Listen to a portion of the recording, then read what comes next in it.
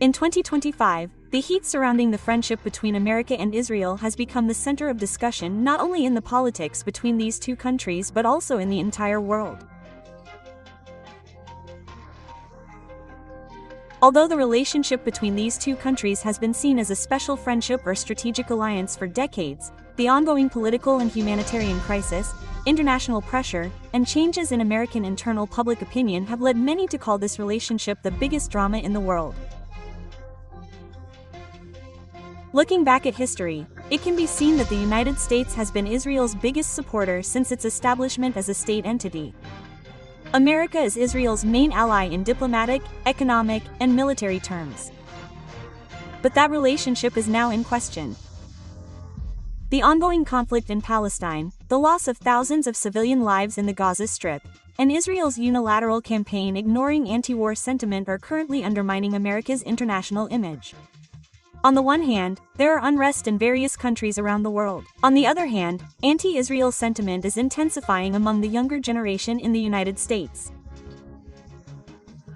A recent Pew Research survey found that a large portion of Americans, especially young voters, are losing sympathy for Israel. In their view, Israel is an occupying power that grossly violates human rights. This change has also begun to affect American politics. Progressive Democrats in Congress are demanding an end to military aid to Israel.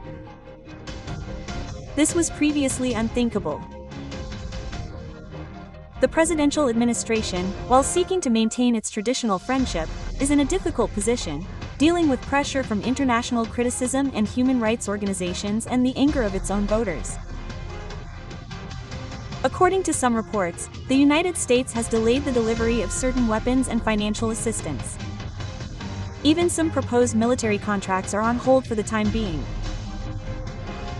This whole situation has become even more dramatic when Israeli Prime Minister Benjamin Netanyahu announced that the conflict will continue in the name of protecting its national security. It is clear that its pressure on America is not working that way. Instead, Israel is now looking for new allies and is showing interest in strategic dialogue with China, Russia, and even India. Meanwhile, the United Nations and the European Union are clearly calling for the recognition of the Palestinian state and the end of the war. Many countries do not hesitate to call it a direct genocide. As a result, America's longtime friend Israel is now in an uncomfortable diplomatic position, where even old friends are gradually retreating. The question before the world now is whether this friendship will survive at all. Or was it just a big drama of interests and politics?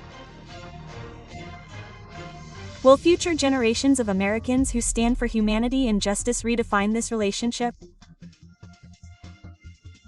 Time may provide the most reliable form of this answer.